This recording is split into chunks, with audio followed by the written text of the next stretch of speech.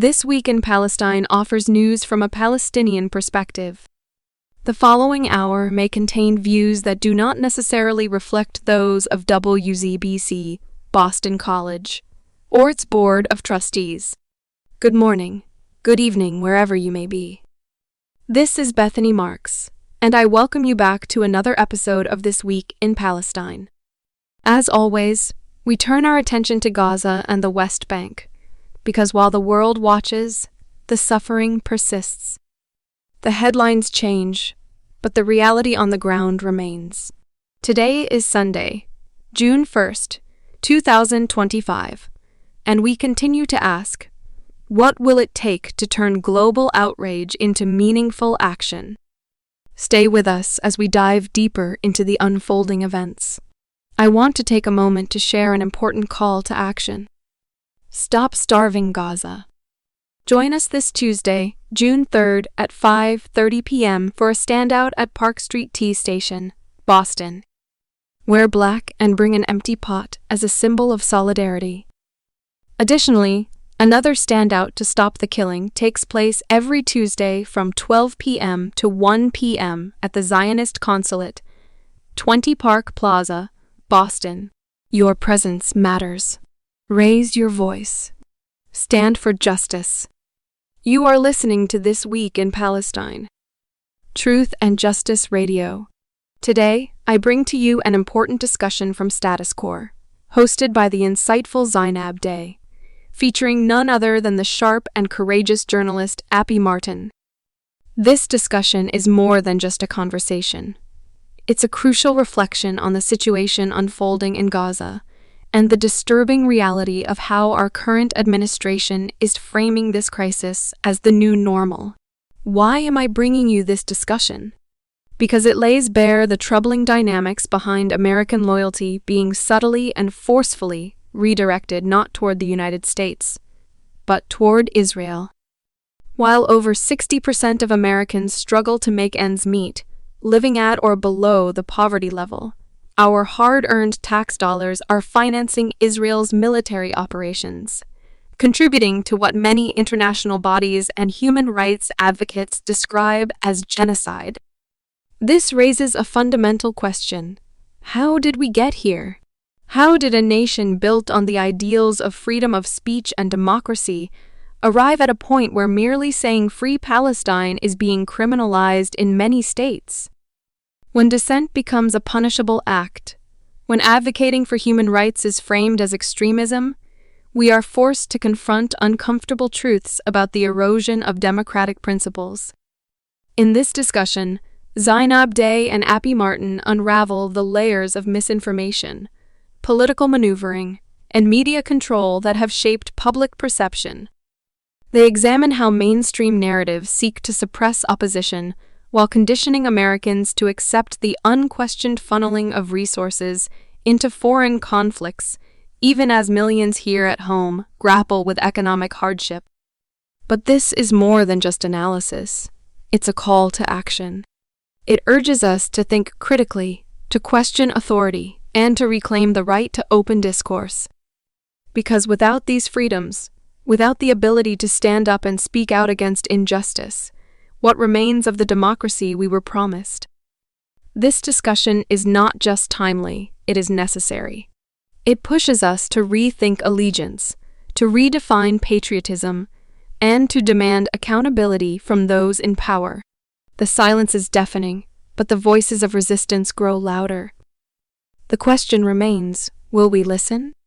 Let's listen to their discussion. When hundreds of people are being killed in single airstrikes every day, I look back at the Great March of Return where 200 plus Palestinians were killed in that amount of time. And to see that many people getting killed every day, that normalization of that rampant slaughter is something that I don't want. I don't want us to normalize this, and I don't want us to ever feel callous disregard for mass slaughter of kids. Hey, it's Jordan. I am in Flint, Michigan, East Palestine, Ohio, Tumwa, Iowa. Please support the only independent outlet on the ground covering what the corporate media covers up. Hey guys, welcome to this edition of Status Coup News, and we're so excited. We are speaking to Abby Martin today, and she is a journalist that's well known for her documentary filmmaking and her projects with Empire Files. Her amazing documentary, Gaza Fights for Freedom, is one of the most informative I have ever watched on the issues in Gaza and Palestine. She was on the ground for the March of Return in 2018, and the documentary is, if you haven't seen it, watch it. You need to.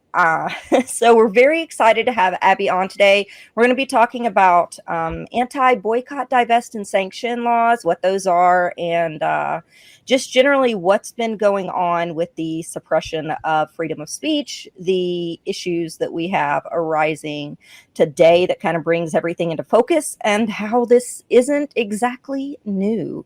So Abby, welcome. And I'd love to start off if you want to tell us just a little bit about kind of your journey with Gaza Fights for Freedom to, you know, your coverage that kind of led you into, I know one of the things we're going to talk about today is your embroiled battle with Georgia regarding anti-BDS laws there that were in place long before October 7th, long before the latest genocide in Gaza was taking place. Indeed. And thank you for having me, Zainab. Let's just go back to, my awakening really quickly. I mean, getting back to the Gaza flotilla raid in 2010, when I saw this horrific mass slaughter of unarmed peace activists on a boat bringing aid to Gaza, and the way that the media distorted the coverage was just frankly startling to me and set me on the path of just completely unadulterated, unabashed pro-Palestine liberation view. And so my journalism ever since has been really unapologetically pro-Palestinian from that kind of lens. It was, kind of living through a couple of the mowing the lawn operations where they just go and do this mass killing every couple of years in Gaza.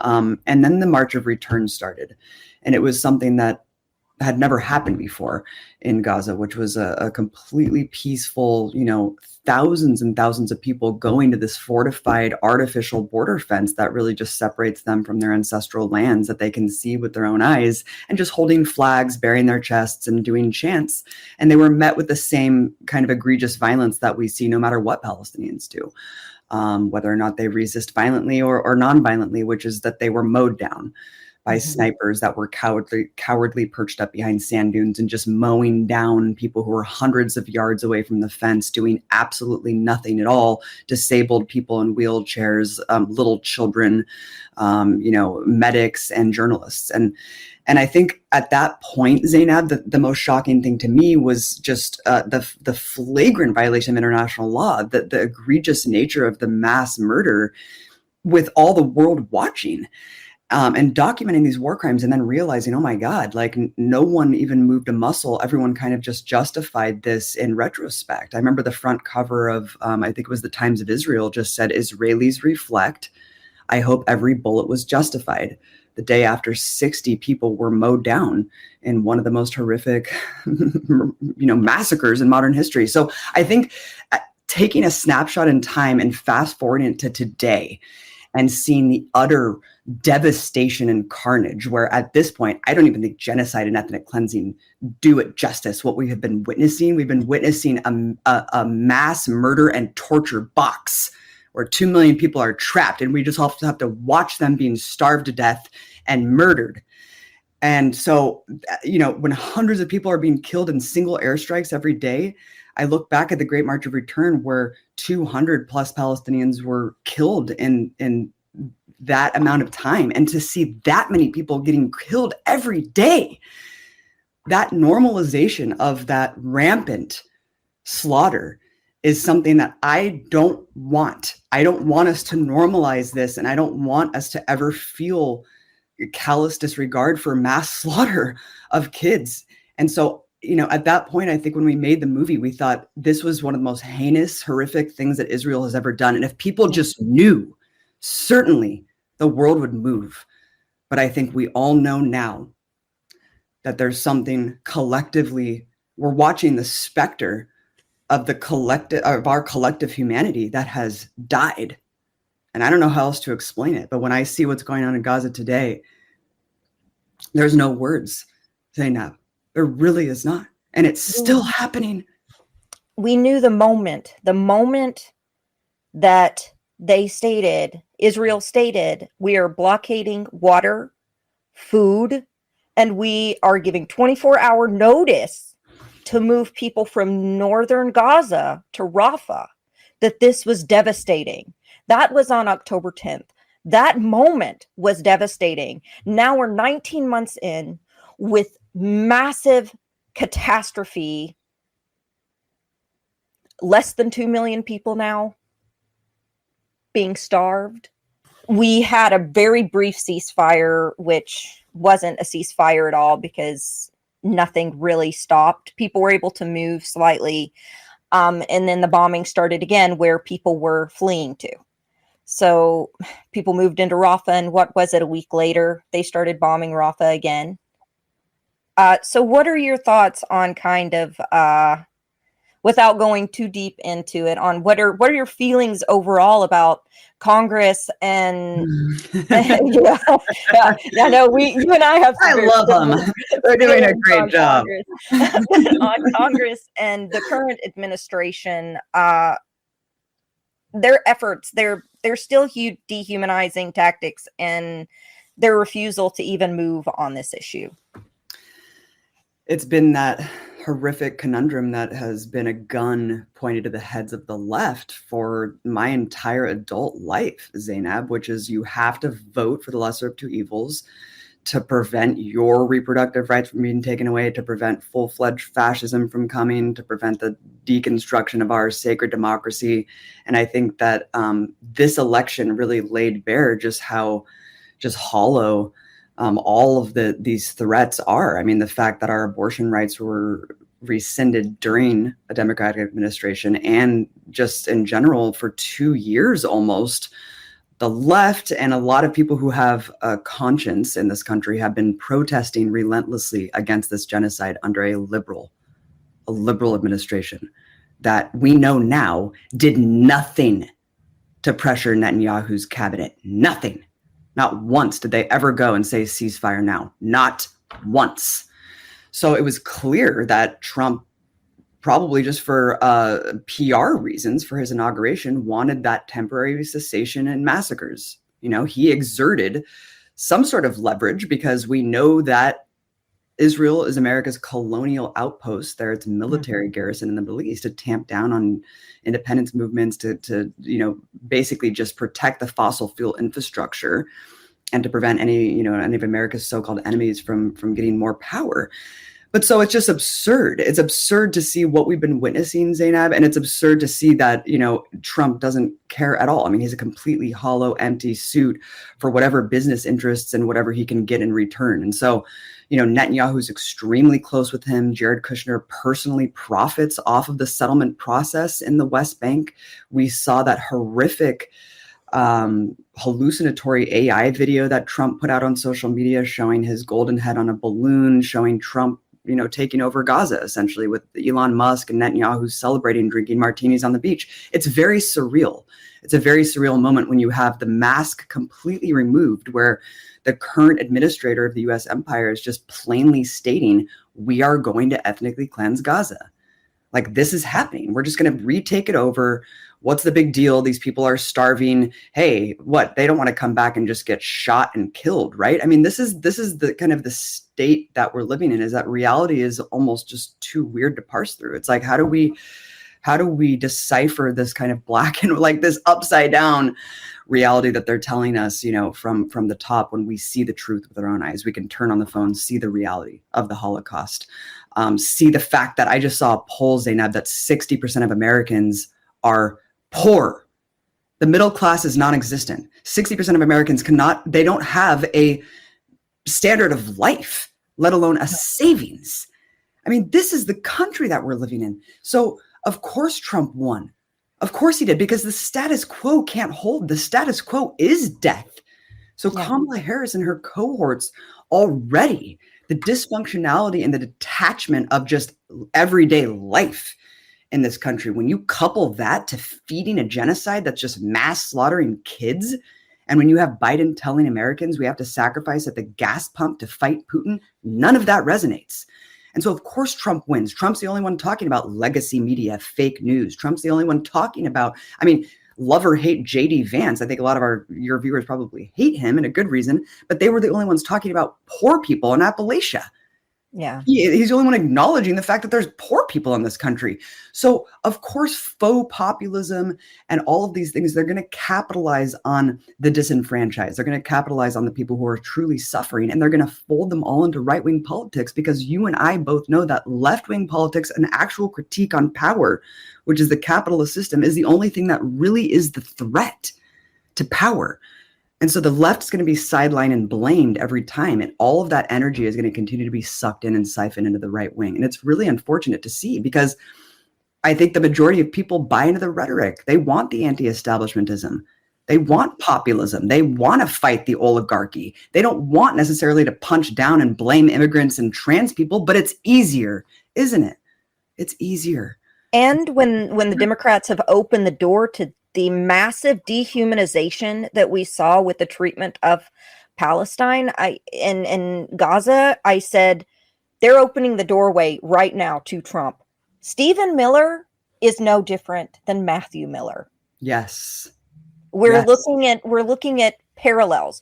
Yes. This is opening the door for, when Trump wins, because I knew he was going to win, it's going to normalize this dehumanization, and we're going to see it here on our own population. It shouldn't take us that to care, but that's also a part of it. That's also a fact that it is coming home to roost. We are seeing, and we've seen it before. You and I both covered the terrible immigration policies under the Obama administration, under the Biden administration. So we've had some of these abhorrent policies before, but they normalized the Trump administration going after universities now to deport all these students without due process. Mm-hmm. They've normalized jackboot thugs on the street in civilian clothes, rounding up people in unmarked cars with their faces covered. The Biden administration normalized this when they were willing to overlook mass atrocities and war crimes being carried out by Israel. 100%. I mean, remember the Obama former advisor, the national security official that was caught at the food cart in New York City, just saying, that's not enough dead Palestinian kids. I want more. And he said it knowing he was being filmed, because that's who these people are. The difference between the Democrats and the Republicans, you just lift the mask off, Zainab. It's the same ideology. It's just about decorum. It's about Trump being uncouth and too belligerent. None of them care about Palestinian kids. None of them humanize Palestinian lives. And that is crystallized. That is so clear as day. And it is sick. I mean, what I've come to terms with is I have to realize that my entire life's career has been, if I just could tell people the truth, if I could just educate people, people would care. People would mobilize themselves. People would act. I have to come to terms with the fact that a lot of people not only don't care, but revel in the suffering of others. A lot of people are fascist and actually don't care if children die.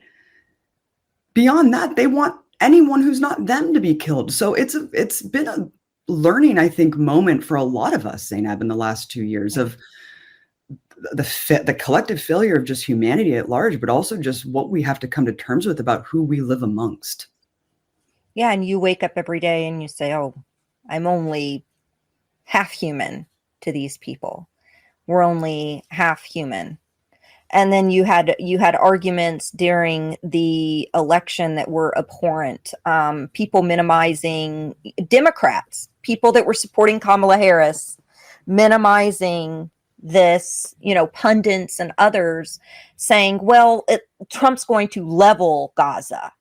Oh, God. As if it hadn't already been leveled. Or if one life is saved by voting in Kamala, that's better than one life that is lost voting in Trump, even if we lose 150,000 lives, if one life is saved. It's like, where is your metric? Yeah, what calculation are you It's like Palestinian lives are non-negotiable to me. I'm sorry. That's Like right. I agree that Trump is very scary domestically. He's a fascist. He ran on a fascist platform, but I in good conscience cannot vote for genocide of my brothers and sisters. Do you understand that? And how dare you tell Palestinians and lecture to them that they should have?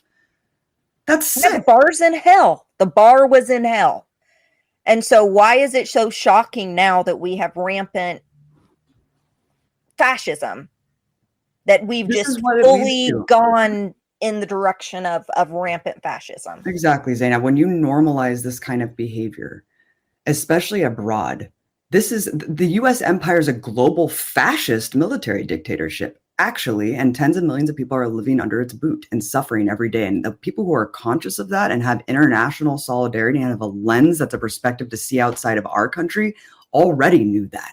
And so we saw the writing on the wall. We knew that the status quo couldn't hold. We knew that the Democratic Party was the inevitability, would pave the way for Trump. And now here we are. We're in Trumpism. We're living the authoritarian nightmare that we all knew was coming. And to your point, I mean, Palestinians are the first, but they're not the last. This Yeah. is a warning shot, and it's a testing ground for That's all of right. the surveillance technology, all the Silicon Valley overlords who now curate our reality. All of this is coming home to roost. Well, Palantir, we'll get into we'll Yeah. close out the Yeah, sure. anti-BDS laws, but Palantir just secured and is pitching government contracts to control Alex Karp, and you have Peter Thiel. They're wanting to control it for different reasons, but to control and basically utilize AI to replace the labor force across every single government agency. So they are going to have access to your tax documents, to your, to any Medicare, Medicaid. We're talking about every USDA, NOAA. I mean, they could lie to us about the weather if they want to, and that's the truth. And part of the reason, and not to mention that, of course, they have massive spending within the Defense Department, which we saw some of that utilized in Gaza in a horrific way when we saw Lavender be implemented, which was an AI that was targeting individuals. Daddy's Home, that specifically targeted any male under 30, and it would target them at their house with their family, because that's where they could target them the easiest. And then they would just blow up an entire apartment building under the guise of, oh, we're using AI to target people. We're being selective. But it's a dystopian nightmare. And Palantir recently in New Orleans, it's Minority Report shit. They were utilizing AI to determine basically pre-crime there, and potential targets for individuals that may commit crime in the future. Like, what is this? Yeah, But this that is is what's overbreeding. coming home. And they tested this in the West Bank and in Gaza. They tested it in the West Bank on scanning individual social media, on scanning for people to arrest there for anyone who had any kind of dissenting views. And I would love to hear some of your thoughts on that. Oh my God. I mean, there's so much to say. I mean, first of all, the fact that Trump's second term has really folded in all of the Silicon Valley tech oligarchs who kind of virtue signaled during the first term that they were all up in arms about, Trump's policies and what Trump was standing for. All the pretense is lifted. They are all in. Okay. When we look at something like Palantir, and Peter Thiel and the PayPal mafia. I mean, just look at what Palantir has been doing in Gaza. You mentioned the Lavender program, the Daddy's Home, where I think they recognized with the AI system that has God knows how much of a failure rate. I mean, just look at the AI implementation in the United Healthcare, doling out claims and denial of claims, 90% error rate. That's the going error rate with some of these AI programs. So just imagine that. Put that in your back pocket when you're thinking of they are using a callous robotic system to determine who to kill And not only who to kill alongside their families and whoever's in the proximity of a phone. So that's what they're doing. And so this kind of plausible deniability of, oh, well, Hamas uses human shields, and oh, well, it's really densely populated, and oh, well, they were just around a Hamas target. All of these are complete violations of international law. They are total war crimes. You cannot do that.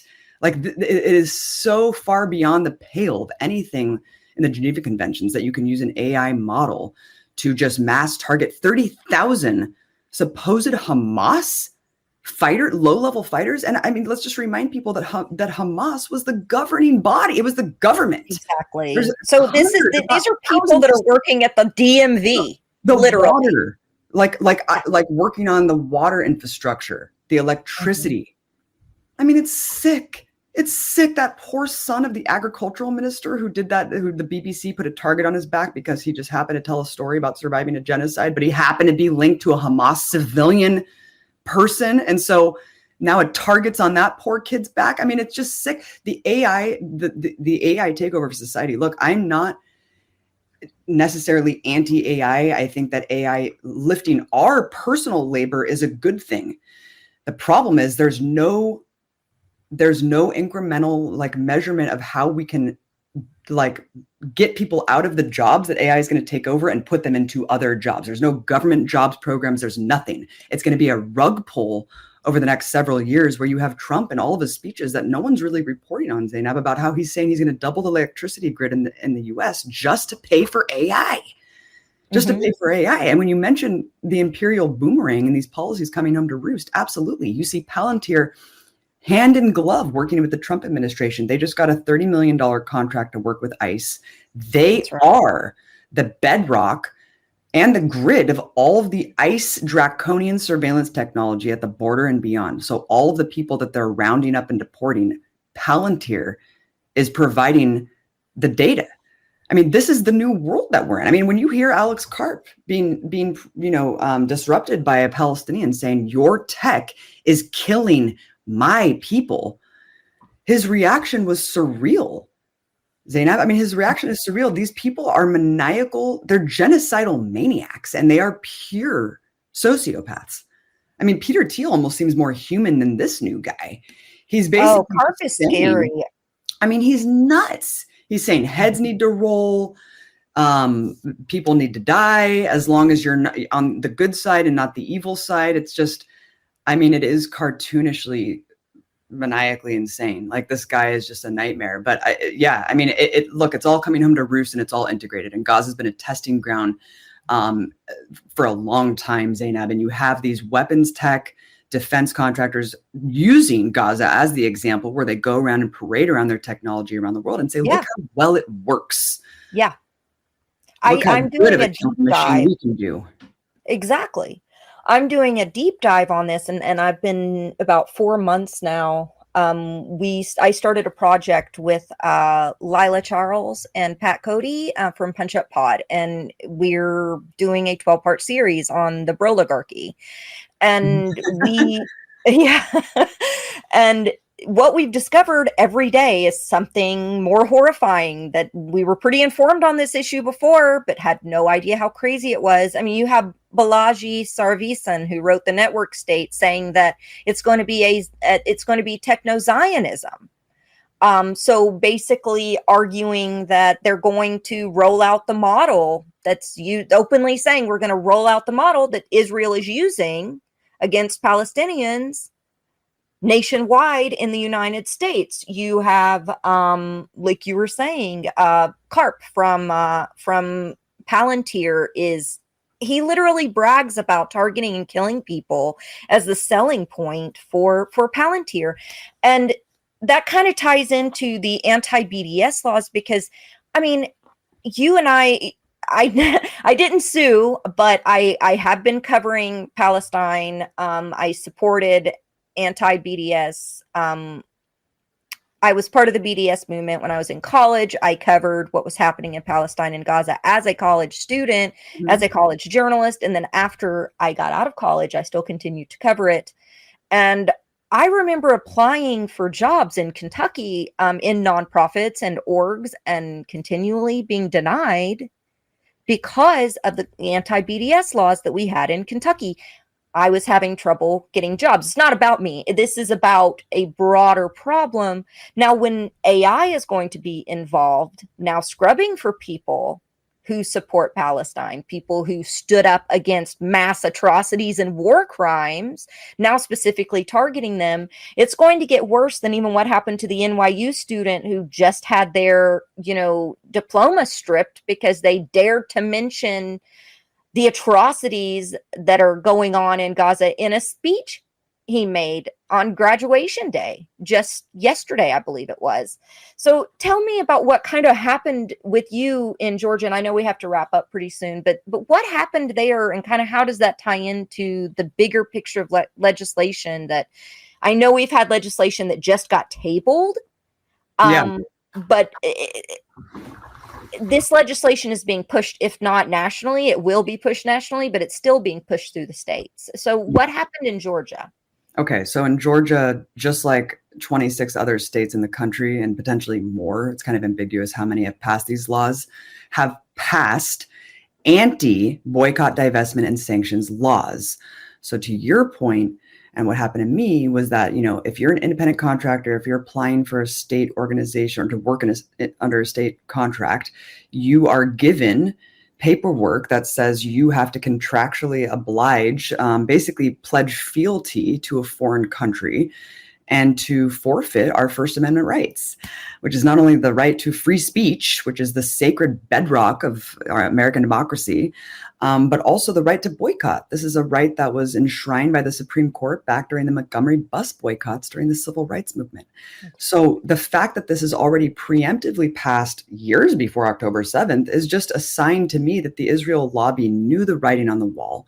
They knew the tide of justice that was inevitably coming, to try to make apartheid fall and to stop the genocide that has been a long campaign, didn't just start on October 7th. And so they tried to pass these laws under the guise of anti-Semitism, and they've tricked a lot of state legislatures to do so. And what they do is just completely stymie our ability to practice our fundamental constitutional First Amendment rights, Zainat. And it creates this chilling effect across the board, where, especially in the light of this crackdown on college campuses, people are just simply terrified to speak out on social media, in their workplaces, wear any sort of symbol of Palestinian solidarity. It is truly existential to a lot of people that they could lose their jobs and have their careers destroyed if they simply speak out against a genocide.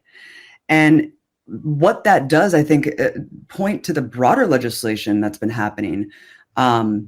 What happened in my case, sorry to wrap up my story, what happened in my case is I sued the state of Georgia because I was given this contract. Long story short is I won in the interim because, of course, the principle of free speech stands, and any constitutional lawyer and judge would see the clear violations that these laws pose.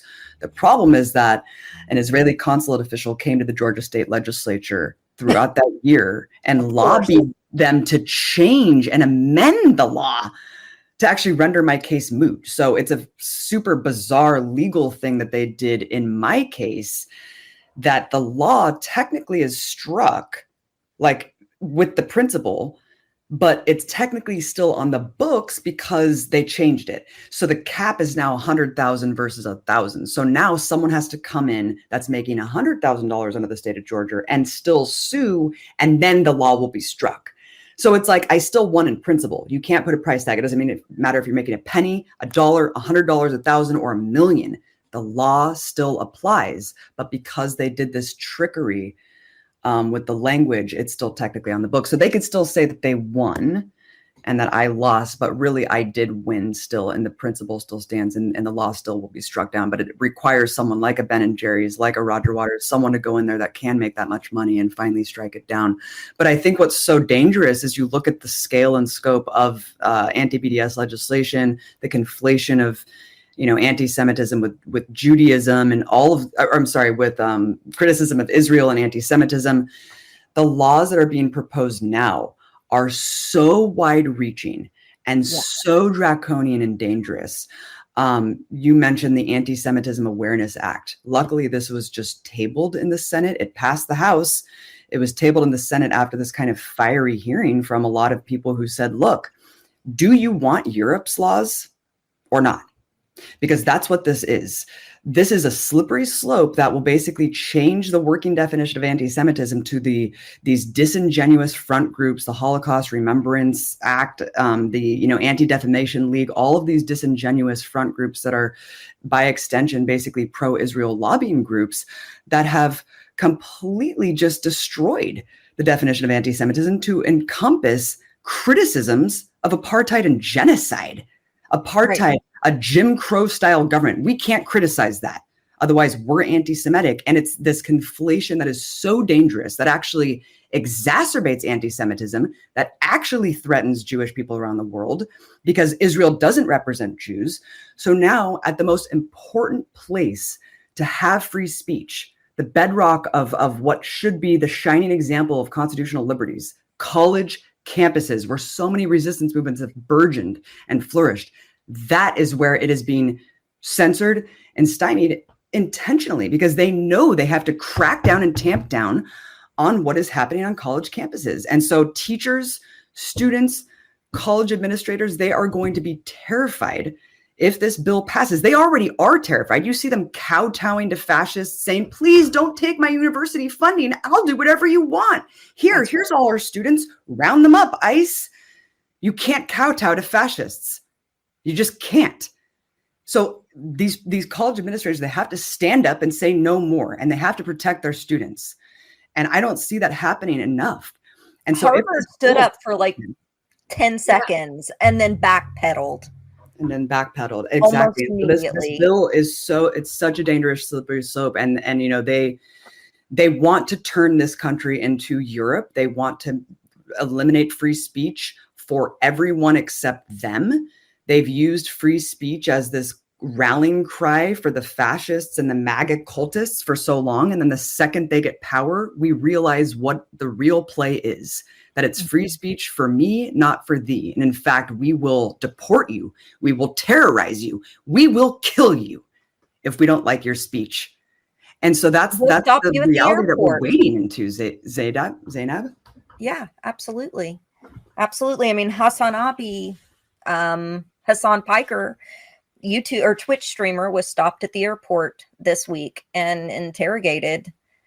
That sends a chilling effect. That sends a chilling effect on, and anyone that remembers the no-fly list. I was on the no-fly list. I was denied a passport. I was born here in London, Kentucky. My dad's an Iranian immigrant, but I was denied a passport. I was on the no-fly list. So these types of cutting away of our rights have been going on for so long that it starts to normalize it. The anti-BDS laws started under Obama? Absolutely. In 2014 were the first laws, in 2012, 2014. And I know that we have to wrap up, but I just wanted to finish with this, is that I truly think this is an entry point to synonymize any critique of American empire.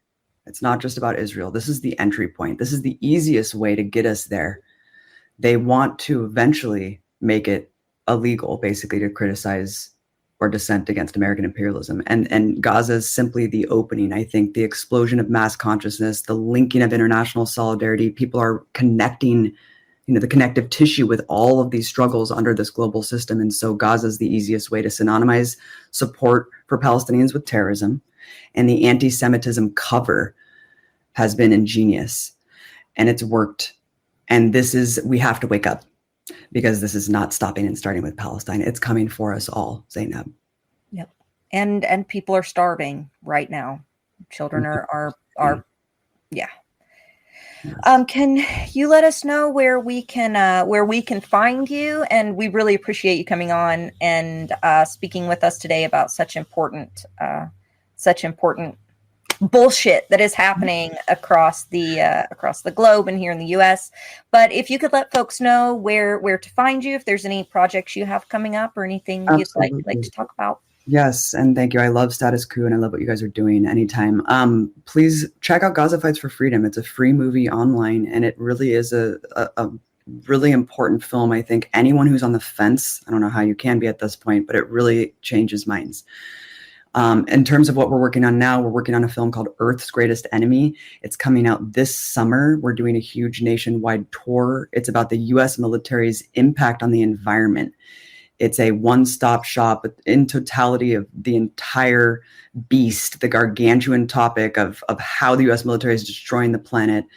And I'm super excited for it to hopefully be a tool that can be used and interjected in the mainstream environmental movement to bring the issue of militarism to the forefront. Otherwise, we're truly doomed. Thank you so much. And I hope people check it out, earthsgreatestenemy.com. Thank you. I can't wait to see that. Thank you so much, Abby. Have a great day. Thank you so much. Free Gaza, free Palestine.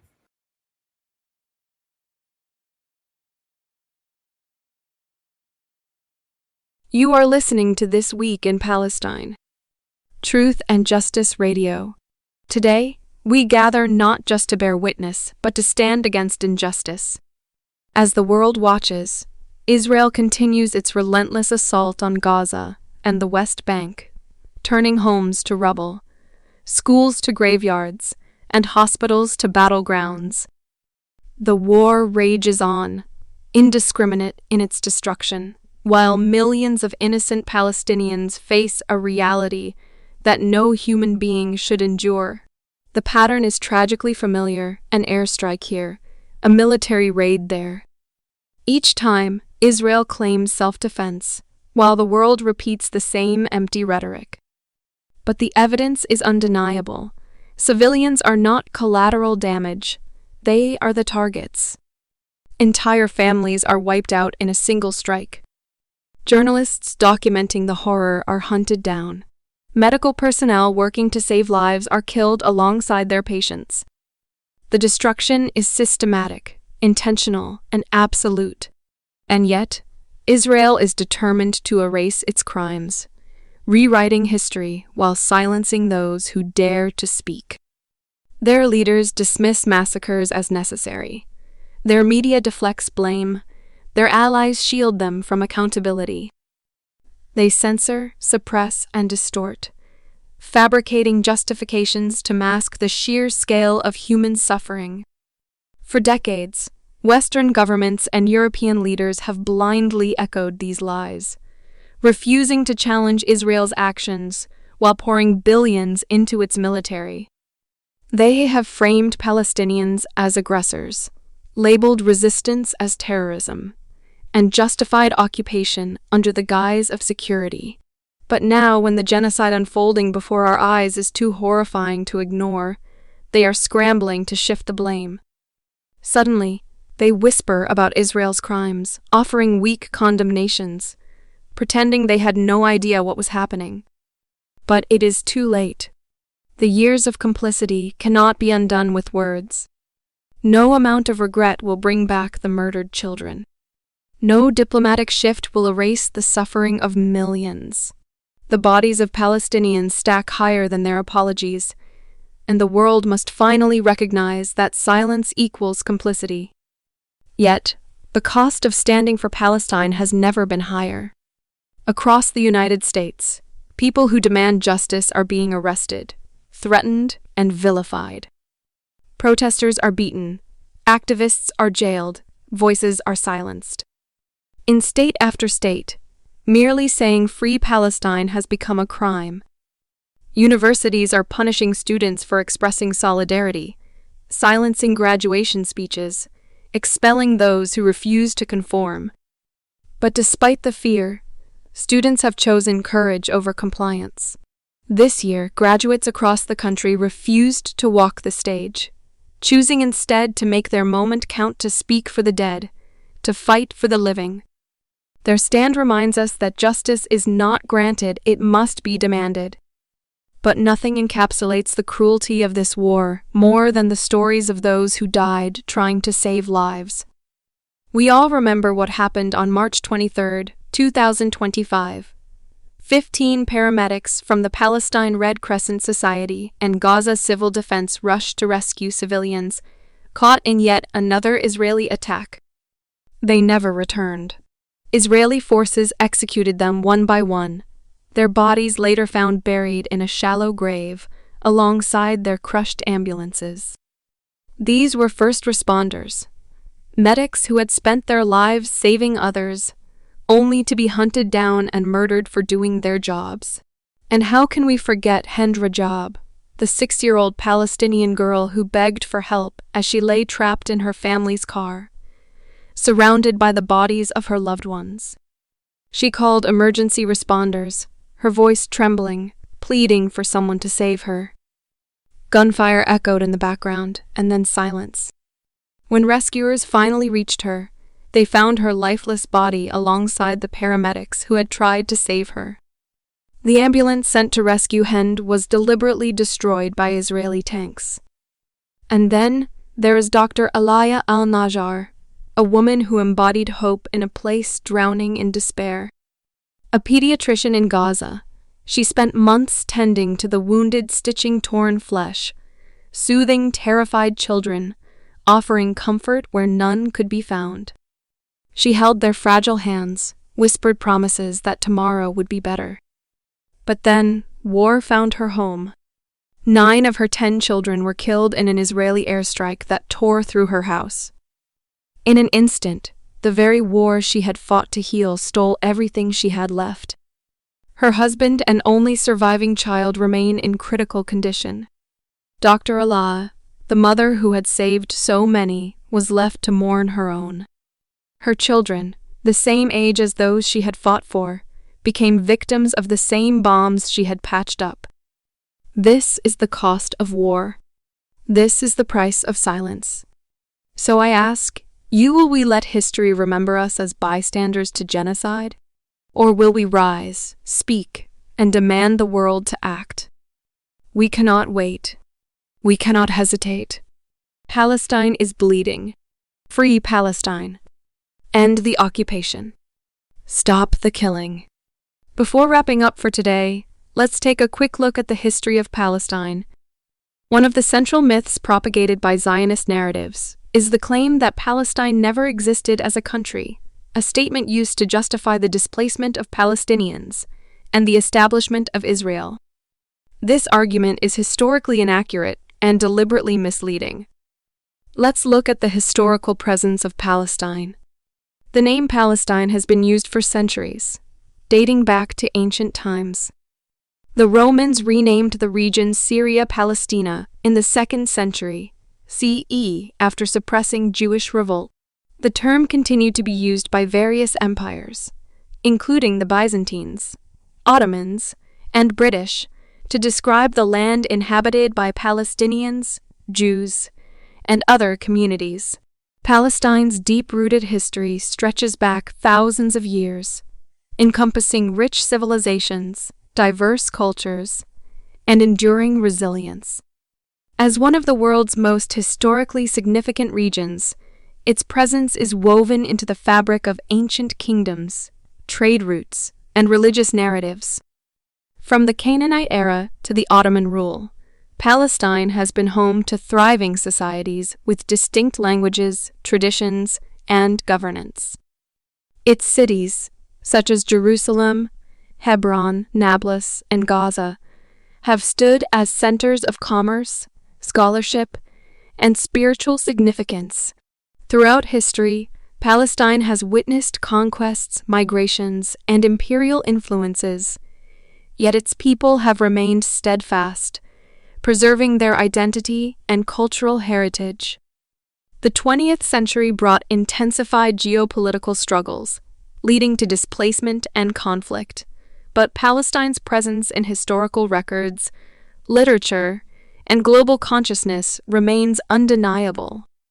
Despite ongoing efforts to erase or redefine its identity, Palestine's historical presence is unshakable, rooted in its land, its people, and its enduring legacy. Now let's look at Zionist denial and manipulation. The tactics of denial and manipulation have long been employed to shape narratives surrounding Zionist policies and actions.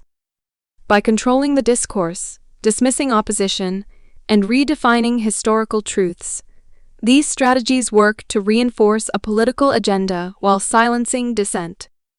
Denial manifests in several forms, Whether it's the erasure of Palestinian history, the rejection of internationally recognized human rights violations, or the dismissal of documented accounts of oppression. Even clear evidence, from UN reports to eyewitness testimonies, is frequently brushed aside as misinformation or bias. Manipulation, on the other hand, is wielded through media framing, political influence, and legal intimidation. Criticism of Israeli policies is often swiftly labeled as anti-Semitism, discouraging discourse and creating a false equivalence between legitimate political opposition and racial hatred. Laws criminalizing certain expressions, such as pro-Palestinian protests, or the phrase Free Palestine, further illustrate how political power shapes public perception. These methods extend beyond rhetoric. They directly impact policymaking, funding, and international responses. By shifting focus, blaming external forces, and suppressing historical context, Zionist narratives seek to maintain control while undermining justice. Acknowledging these strategies is key to challenging their impact and fostering honest discussions about history, accountability, and human rights. Finally, let's look at the modern recognition of Palestine. Despite Zionist efforts to erase Palestinian identity, Palestine is internationally recognized. Over 130 countries acknowledge Palestine as a state, and the United Nations grants it non-member observer status. The ongoing struggle for Palestinian liberation is rooted in the fact that Palestine was and remains a land with a people, a history, and a rightful claim to sovereignty. You are listening to This Week in Palestine, Truth and Justice Radio. Here are some of the most trending quotes. Netanyahu, quoted in Haaretz on May 19. Our best friends in the world, senators I know as strong supporters of Israel, have warned that they cannot support us if images of mass starvation emerge, he said.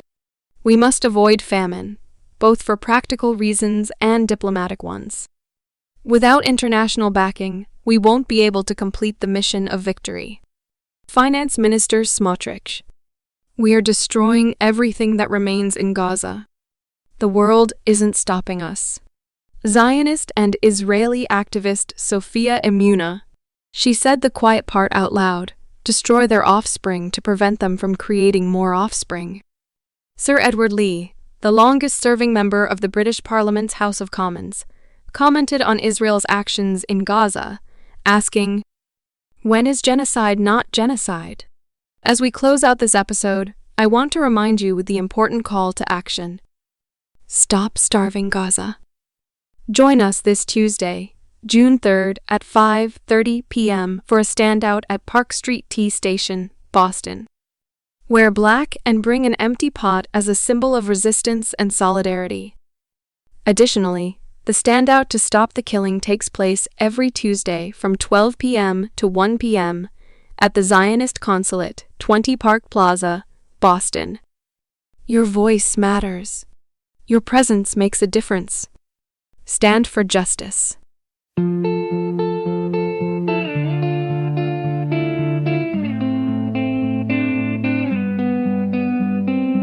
She stitched the wounds of crying children, held their hands through sleepless nights.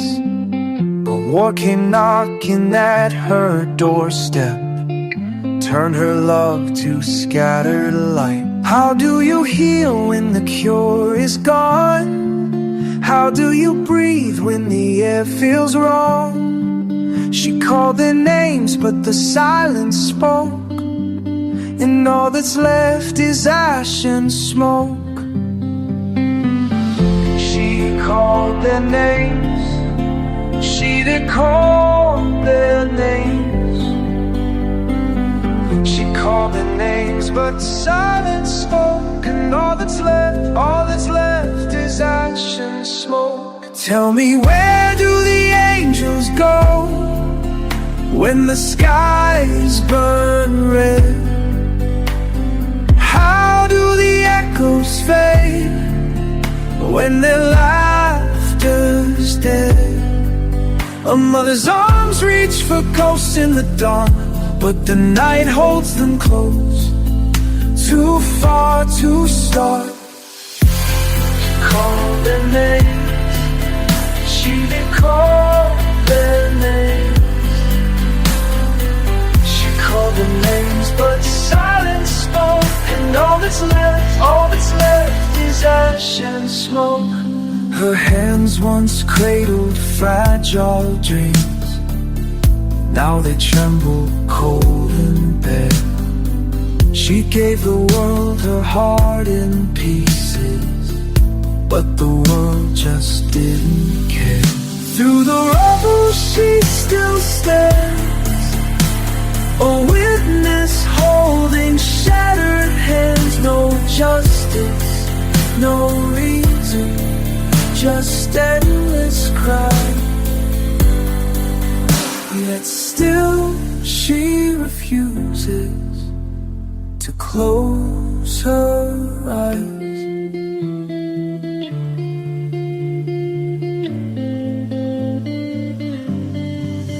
Tell me, where do the angels go when the skies burn red? How do the echoes fade when their laughter's dead? A mother's arms reach for ghosts in the dark, but the night holds them close. Too far to start. She called their names. She called their names. She called their names, but silence spoke. And all that's left is ash and smoke.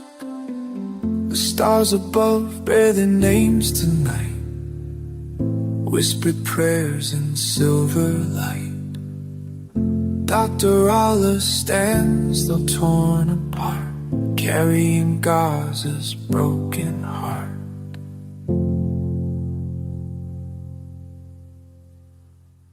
That wraps up today's episode. Stay informed, stay engaged, and never stop asking questions. Until next time, this is your host, Bethany Marks, and you've been listening to This Week in Palestine. If you have any questions or would like to support our work, feel free to reach out at twippodcasts@gmail.com. A heartfelt thank you to our incredible team working behind the scenes to make this show possible. Special appreciation goes to Bob Funk, Stanley Robinson, Stephen Lowe, Professor Ann Lucas, Sophia Rose Woolman, Lesh Tran, Tahani Abu Moza, Dr. Rana Awad, Juliet Salome Olivier, and Mohammed Al-Ghul. This Week in Palestine is a production of Truth and Justice Radio, broadcasting from WZBC Student Radio at Boston College. As always, we deeply appreciate you spending your time with us today as we continue to fight for Palestinian liberation. See you next week.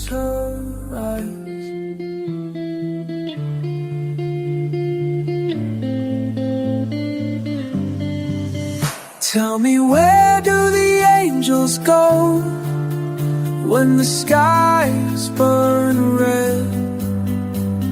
How do the echoes fade when their laughter's dead?